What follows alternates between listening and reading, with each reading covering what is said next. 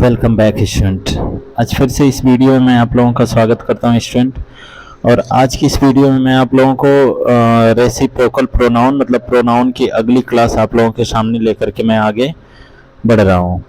और वीडियो अगर पसंद आएगी स्टूडेंट तो वीडियो को पूरा वॉच कीजिएगा और चैनल को लाइक शेयर और सब्सक्राइब बिल्कुल कीजिएगा। चलिए आगे चल रहे हैं, ठीक है। सबसे पहले अगर मैं बात करता हूँ तो ये रेसिप्रोकल प्रोनाउन है। ये क्या है? ये रेसिप्रोकल प्रोनाउन है जो कि आप लोगों के सामने दिख रहा होगा। ये रेसिप्रोकल प्रोनाउन है। ये आपका रेसिप्रोकल प्रोनाउन, ठीक है, बिखराव सूचक आपका सर्वनाम होता है, जिसको हम बिखराव सूचक नहीं होता है, या आपस में या एक दूसरे को क्या करते हैं, एडजॉइन करके रखते हैं, तो यह क्या हो जाता है, यह आपका रेसिप्रोकल प्रोनाउन कहलाता है। जैसे मैं अगर मैं बात करता हूँ ईच, अदर और आपका वन और वन अनदर, आपके ये आपके चारों वर्ड जो है वह किस में आ जाएंगे? वह रेसिप्रोकल प्रोनाउन आ जाएंगे। चलिए आगे बढ़ते हैं। अगला आप लोगों का आज की क्लास थोड़ी सी ज़्यादा छोटी नहीं होगी, वैसे पंक्चुअली होगा, ठीक है, लेकिन थोड़ा सा कम हो सकती है। चलिए आगे बढ़ते हैं।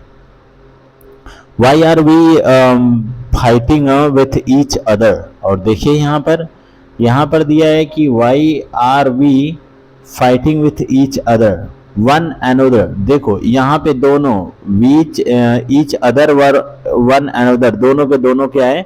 सही है, यहाँ पर दोनों के दोनों यूज किए जा सकते हैं। चलिए आगे बढ़ते हैं। अगला एग्जाम्पल आप लोगों के सामने है। The two sisters shouted at each other in public. यहाँ पे बिल्कुल ये ब्लैंक वाला स्थान है, तो यहाँ पे भरा जाएगा ईच और अदर भरा जाएगा, ठीक है। चलिए आगे बढ़ते हैं।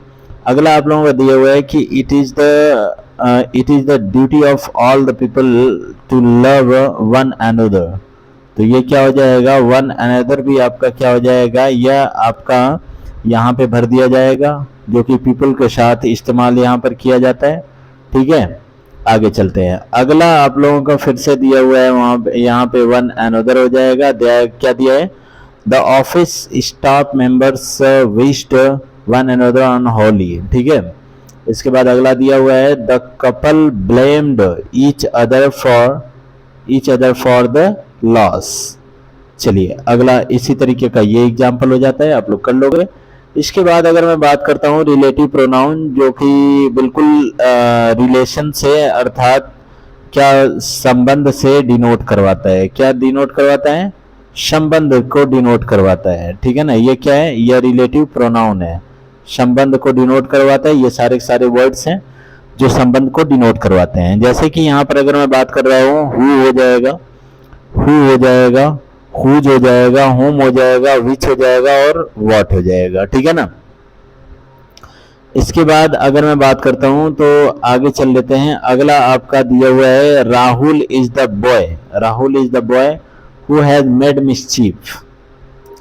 कह रहा है कि Rahul is the boy, Rahul एक लड़का है, यानी राहुल एक लड़का है, हु हैज मेड मिसचीफ्स, ठीक है ना, जिसने क्या किया है? धोखा दिया है। अब जो धोखा दिया है, तो इसकी बात अगर मैं बात करता हूं तो यह क्या हो जाएगा? यह राहुल के लिए इस्तेमाल हो रहा है। कौन? हु इस्तेमाल हो रहा है। चलिए आगे बढ़ते हैं। पर्सन में अगर मैं बात करता हूं तो पर्सन्स के आधार पर यह जो हुज है वह सब्जेक्ट होगा, और यह जो आपका हुज हो जाए, यह जो हु है वो आपका सब्जेक्ट हो जाएगा। हुज जो है वह इसका पॉजेसिव केस है। इसके बाद इसी का एक थर्ड रूप है यहाँ पर होम, जिसका क्या है? ऑब्जेक्टिव केस ये हो जाता है, ठीक है ना। अब बात आती है कि हु किसके किसके स्थान पर यूज किया जाता है, तो यहाँ पे आप लोगों को दिख रहा होगा आई, ही और वी के स्थान पर हु यूज किया जाता है। इसके बाद अगर बात आती है तो आपका यहाँ पर अगर मैं बात करता हूँ तो आपका होम किसके लिए इस्तेमाल किया जाता है, तो यहाँ पर आपको दिख रहा होगा मी, हिम और अस जो होता है वह होम के लिए इस्तेमाल होता है ऑब्जेक्टिव केस में। माई, हिज और अवर, हुज पॉजेसिव केस में इस्तेमाल किया जाता है, ये जैसा कि आप लोगों को दिख रहा होगा, ठीक है। चलिए आगे बढ़ते हैं। अगला आप लोगों का दिया हुआ है यहाँ पर सब्जेक्ट जो होता है वह वर्ब को इंडिकेट करेगा और वर्ब जो होता है वह सब्जेक्ट को इंडिकेट करता है। यहाँ पे आप लोग देख सकते हैं, ठीक है, समझ में आता है। अगर सेकेंड फॉर्म सब्जेक्ट का है, ठीक है ना, तो यह क्या होगा, यह हुम इस्तेमाल किया जाएगा, ठीक है। जैसे हु प्लस इज है तो आपकी वर्ब की कौन सी फॉर्म, सेकेंड फॉर्म यूज होगी।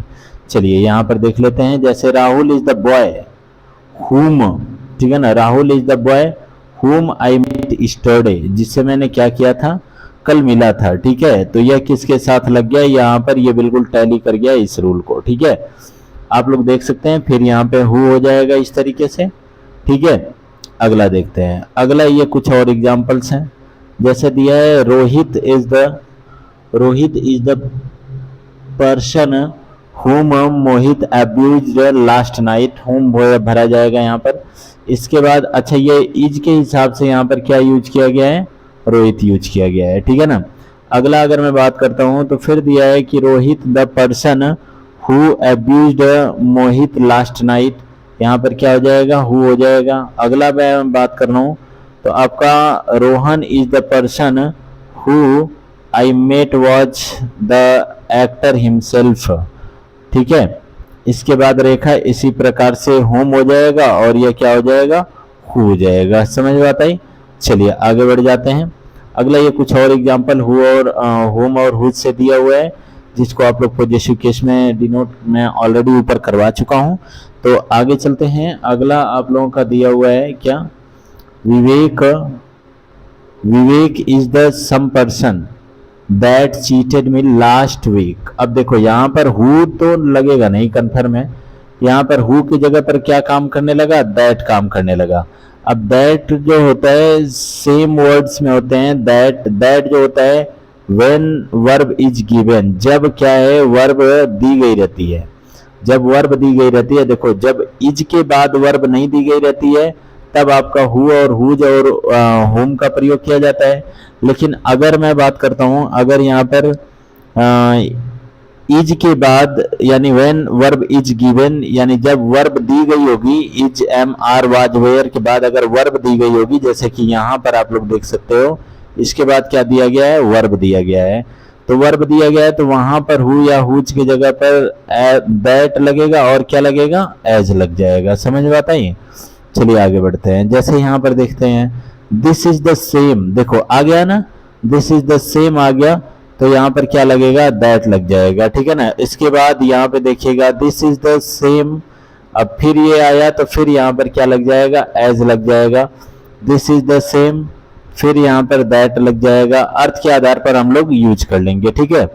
चलिए अगला बढ़ते हैं। अगला हम लोग देख लेते हैं। अगला दिया हुआ है Arjun is the only person that can save you now, ठीक है। यानी अर्जुन इकलौता ऐसा व्यक्ति है जो तुम्हें बचा सकता है, ठीक है ना, अब तुम्हें बचा सकता है। तो यहाँ पर आगे देख लेते हैं। अगला यहाँ पे कुछ ऐसे वर्ड्स दिए हुए हैं जिनके लिए दैट का इस्तेमाल किया जाता है, ठीक है।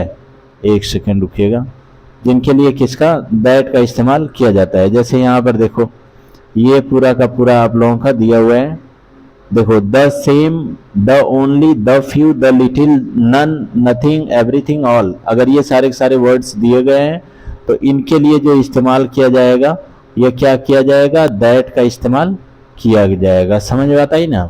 आगे देख लीजिए जैसे all that glitters is not gold, ठीक है ना, ये दैट लग जाएगा। ये पहले विच लगा हुआ था, यहाँ पे विच ना होकर के क्या लगेगा, दैट लगेगा, ठीक है ना। द लिटिल आया तो इसका मतलब अब क्या लगेगा, अब यहाँ पर भी क्या काम करेगा, दैट काम करेगा। यहाँ पर द ओनली आया, इसका मतलब कि यहाँ पे जो लगेगा वह क्या हो जाएगा, वह दैट हो जाएगा, ठीक है। इसके बाद अगर मैं बात करता हूँ एवरीथिंग और एवरीवन और एवरीथिंग, विच नहीं लगेगा, यहाँ पर क्या हो जाएगा, दैट हो जाएगा, ठीक है। इसी तरीके से आपके ये वर्ड्स हैं जो कि दिए हुए हैं। Who is your brother, who is your brother, ये सब्जेक्टिव केस में इस्तेमाल हो रहा है। विच जो होता है वह एक सिलेक्शन वर्ड होता है जिसमें animals, birds and insects, non living things वगैरह आ जाती है। दैट के अंतर्गत अगर मैं बात करता हूँ तो एनिमल्स इसके अंतर भी आता है, बर्ड्स आता है, इंसेक्ट आता है, नॉन लिविंग भी आती है और थर्ड डिग्री मतलब सुपरलेटिव डिग्री का भी प्रयोग किया जाता है। ठीक है, आज के लिए इतनी स्टूडेंट, मिलते हैं नेक्स्ट वीडियो में, तब तक के लिए थैंक्स अ लॉट।